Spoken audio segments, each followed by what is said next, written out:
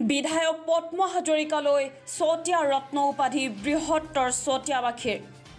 জনদৰদী কৰ্মোদ্যমী সুদক্ষ ৰাজনৈতিক নেতা সুবক্তা সু অভিনেতা সবল ব্যক্তিত্বৰ গৰাকী চতিয়া সমষ্টিৰ বিধায়ক পদ্ম হাজৰিকাক প্ৰদান কৰা হ'ব চতিয়া ৰত্ন উপাধি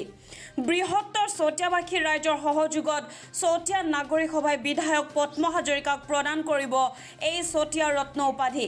আজি বিস্তৃত কাৰ্যসূচীৰে চতিয়া উচ্চতৰ মাধ্যমিক খেলপথাৰত ৰাজহুৱাভাৱে এই বঁটা প্ৰদানৰ সিদ্ধান্ত গ্ৰহণ কৰা বিষয়ে জানিবলৈ দিয়ে উদ্যোক্তাসকলে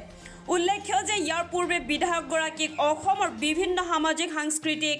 অনুষ্ঠানে কৰ্মৰত্ন কৰ্মশীল আদি বিভিন্ন উপাধিৰে বিভূষিত কৰিছে বিধায়কগৰাকীক ডাউনটাউন ইউনিভাৰ্চিটিও জানুৱাৰীৰ শেষ ভাগত এক বিশেষ উপাধি প্ৰদান কৰাৰ বিষয়েও জানিব পৰা গৈছে মন কৰিবলগীয়া যে চতিয়াৰ বিধায়ক পদ্ম হাজৰিকাই কৰ্ম সংস্কৃতিৰ জৰিয়তে চতিয়া সমষ্টিত 10,000ৰো অধিক নিবনুৱা কৰ্মমুখী কৰি তোলাৰ লগতে কন্যাকাৰ জৰিয়তে অসমৰ অৰ্থনৈতিক ক্ষেত্ৰখনত নাম জিনিবলৈ সক্ষম হৈছিল জামুগুৰি হাটৰ পৰা আনোৱাৰ আহমেদৰ report news line north east.